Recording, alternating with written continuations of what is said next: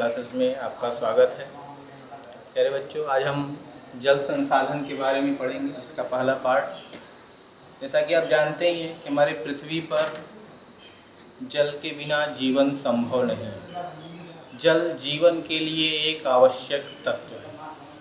और पिछली कक्षाओं में आप लोगों ने पढ़ा होगा कि हमारी पृथ्वी के लगभग 71% भाग पर जल पाया जाता है। जल काफ़ी भारी मात्रा में है, लेकिन हमारे पृथ्वी पर जितना जल पाया जाता है उसका 97% भाग महासागरों में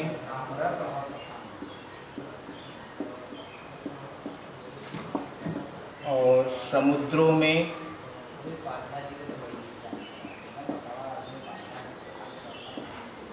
है, जो खारे जल के रूप में है, जिसका हम किसी प्रकार से उपयोग नहीं कर सकते।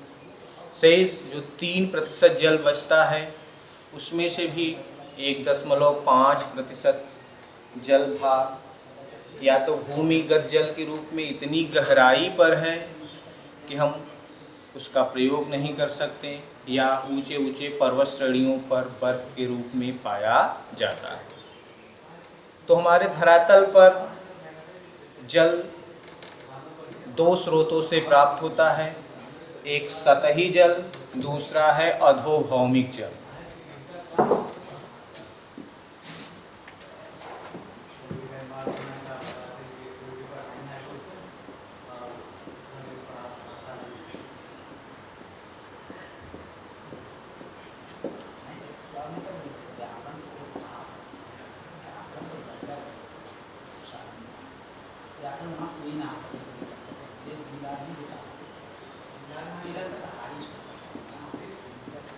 इसको भूमिगत जल भी कहते हैं।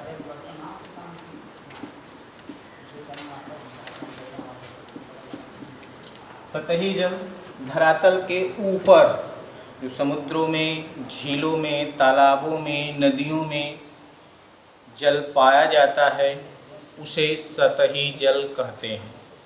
और अधोभौमिक या भूमिगत जल, जब वर्षा होती है तो वर्षा के जल का कुछ भाग हमारी पृथ्वी सोख लेती है, और वह जल रिसकर भूमि के अंदर जाकर चट्टानों की दरारों में, छिद्रों में एकत्र हो जाता है, तो उसे भूमिगत जल कहते हैं। हमारी पृथ्वी पर जल अधिक मात्रा में है, लेकिन उसका बहुत छोटा सा भाग ही हमारे लिए उपयोगी है। इसलिए धरातल पर जल की समस्या उत्पन्न होने लगी है। जैसे जैसे जनसंख्या बढ़ रही है, सभी लोगों को पर्याप्त मात्रा में जल उपलब्ध नहीं हो पा रहा। उसका प्रमुख कारण कि हमारे पृथ्वी पर जल का प्रबंधन उचित तरीके से नहीं हो पा रहा है, जिसके कारण देश में जल प्रबंधन की आवश्यकता महसूस की गई है। बढ़ती हुई जनसंख्या के कारण सभी मनुष्यों तक जल पर्याप्त मात्रा में उपलब्ध नहीं हो पा रहा है, और इसको हम कैसे सभी लोगों तक उपलब्ध कराएं, इसे ही जल प्रबंधन कहा जाता है। और जैसे जैसे जनसंख्या बढ़ रही है, जल की आवश्यकता भी बढ़ती जा रही है, जिसके कारण जल की कमी महसूस की जा रही है। और इस कमी को पूरा करने के लिए हमें जल संरक्षण की आवश्यकता होती है। तो हम जल संरक्षण किन किन प्रकारों से कर सकते हैं?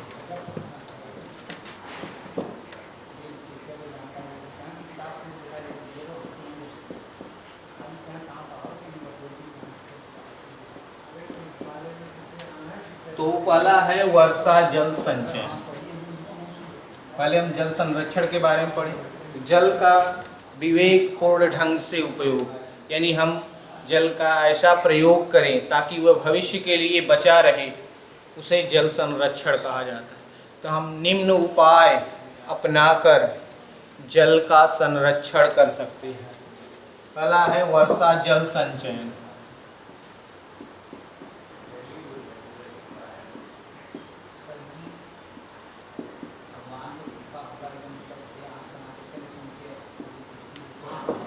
हमारे धरातल पर जहाँ कहीं भी जल है उसकी प्राप्ति वर्षा के रूप में होती है। हमारे धरातल पर जल वाष्पीकृत होकर वायुमंडल में जाता है, वहाँ संघनन की क्रिया होती है, उसके द्वारा बादल बनते हैं, फिर उन्हीं से वर्षा होती है और वह जल पुनः हमारे धरातल पर आता है और ढाल के अनुरूप बहता हुआ नदियों में, समुद्रों में, झीलों में जाकर एकत्र हो जाता है। इस क्रिया को जल चक्र कहते हैं। और अगर हम वर्षा जल का संचयन करें तो हमारे देश में जल की समस्या का समाधान किया जा सकता है। जो वर्षा होती है तो वर्षा का जल बहकर नालों में, नालों से नदियों में, नदियों से समुद्र में चला जाता है, जबकि हम उस वर्षा के जल को एकत्र करें ताकि भविष्य में हम उसका उपयोग कर सकें। वर्षा जल संचयन में तालाबों में, खाली स्थानों पर, बेकार पड़े कुओं में और हैंडपंपों के आसपास के क्षेत्रों में हम वर्षा के जल को एकत्र करके वर्षा जल संचयन कर सकते हैं। दूसरा है ड्रिप सिंचाई।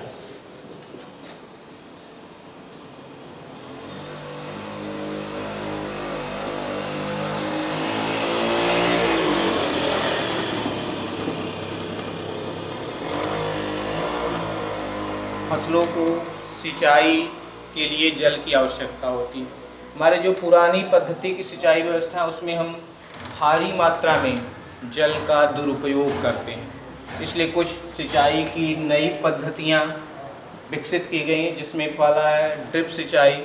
कुछ पौधे ऐसे होते हैं जिनके केवल जड़ों को ही जल की आवश्यकता होती है और उसमें लोग पाइप के माध्यम से जड़ों को ही केवल सिंचाई करते हैं, जिससे जल की काफ़ी कम आवश्यकता होती है और फसलें अच्छी होती हैं। उसे ड्रिप सिंचाई कहा जाता है।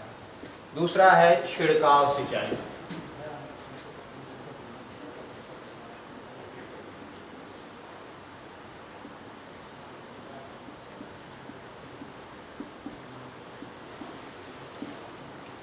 इस सिंचाई की दूसरी पद्धति है जहाँ स्प्रिंकल पद्धति के माध्यम से छिड़काव करके जल का संरक्षण किया जाता है। इसे छिड़काव या स्प्रिंकलर पद्धति कहा जाता है।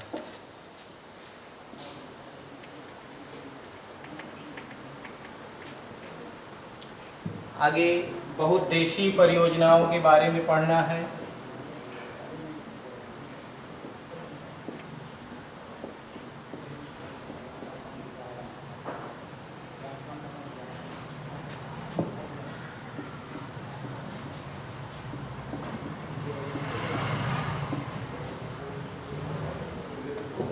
बहुउद्देशीय परियोजना, जैसा कि नाम से यह स्पष्ट है, बहुत सारे उद्देश्यों की पूर्ति के लिए जिस परियोजना का निर्माण किया जाता है उसे बहुउद्देशीय परियोजना कहते हैं। नदियों पर बांध बनाकर अनेक उद्देश्यों की पूर्ति की जाती है, इसलिए उसे बहुउद्देशीय नदी घाटी परियोजना कहा जाता है। इस बहुउद्देशीय नदी घाटी परियोजना के बारे में भारत के प्रथम प्रधानमंत्री पंडित जवाहरलाल नेहरू ने इसे आधुनिक तीर्थ या मंदिर की संज्ञा दी है। और इन बहुउद्देशीय परियोजनाओं से होने वाले लाभ, जो बहुउद्देशीय परियोजनाएं हैं उनसे हमें क्या क्या लाभ होते हैं, क्योंकि जैसा बताया गया कि बहुउद्देशीय परियोजना एक परियोजना का निर्माण किया, नदियों पर बांध बनाया जाता है जिससे अनेक आवश्यकताएं पूरी की जाती हैं। तो कौन कौन सी आवश्यकताएं हैं उसको हम लाभ की श्रेणी में रखते हैं। पहला है बाढ़ नियंत्रण।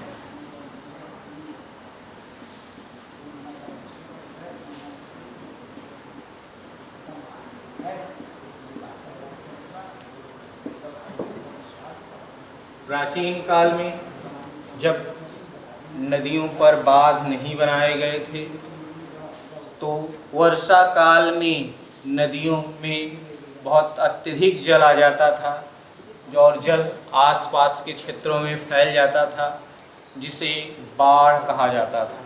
और वर्षा काल में नदियों में प्रायः बाढ़ आती थी, जिससे अपार जनधन की हानि होती। लेकिन कालांतर में नदियों पर बांध बनाकर पीछे बहुत बड़ा जलाशय बना दिया जाता है, जिसमें वर्षा जल को एकत्र कर दिया जाता है, जिसके कारण नदियों में बाढ़ नहीं आ पाती। तो बहुउद्देशीय परियोजनाओं का जो पहला लाभ है बाढ़ नियंत्रण। इन परियोजनाओं का निर्माण करके देश में आने वाली भयंकर बाढ़ों से की समस्या का समाधान किया गया है। दूसरा है जल विद्युत उत्पादन।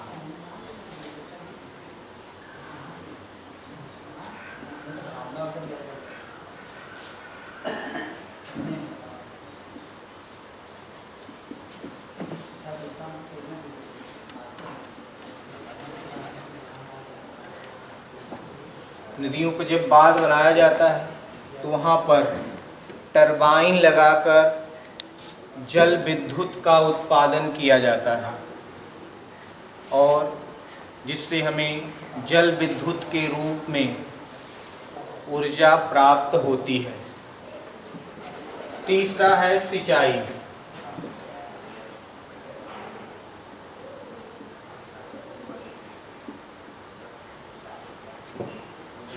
बहुउद्देशीय परियोजनाओं में बांधों के पीछे जो बड़ा जलाशय बनाया जाता है उससे नहरें निकालकर सिंचाई की जाती है।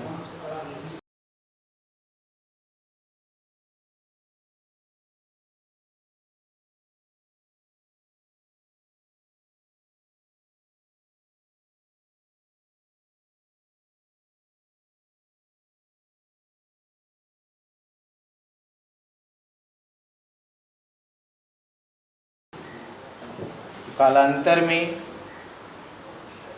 पहले क्या था कि जब वर्षा ऋतु होती थी नदियों में बाढ़ आ जाती थी, फसलें नष्ट हो जाती थी और ग्रीष्म ऋतु में नदियों का जल सूख जाता था, जिससे सिंचाई के अभाव में फसलें सूख जाती थी। अब क्या वर्षा के जल का संचयन किया जाता है और ग्रीष्म ऋतु में इस जल का प्रयोग सिंचाई के रूप में किया जाता है। अगला है मत्स्य पालन।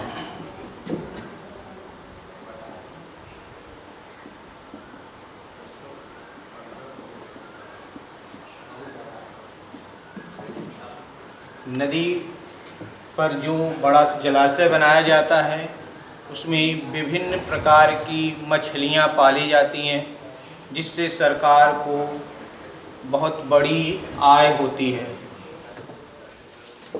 पांचवा है वनारोपण।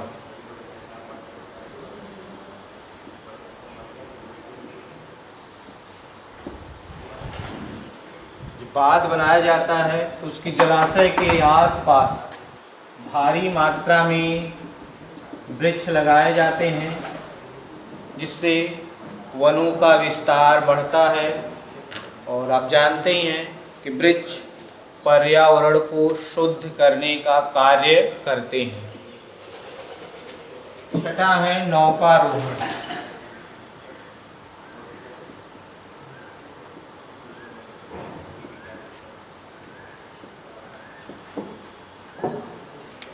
बांध बन जाने से जलाशय से बहुत सारी नहरें निकाली जाती हैं, जिससे में वर्ष भर जल भरा रहता है। तो इस नहरों में नौकारोहण की सुविधा उपलब्ध हो जाती है। पहले क्या था कि ग्रीष्म ऋतु में नदियों में जल नहीं रहता था और नौकारोहण नहीं हो पाता था, जबकि वर्षा ऋतु में नदियों में बाढ़ के कारण नौकारोहण करना कठिन था। अगला है उद्योगों की स्थापना।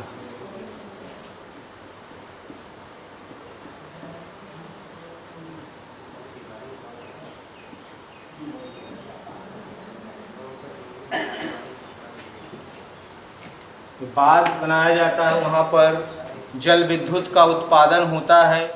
जल विद्युत के उत्पादन के कारण यहाँ पर सस्ती बिजली मिलती है, इसलिए यहाँ पर अनेक उद्योगों की स्थापना की जाती है। और 8वां है पर्यटक स्थल।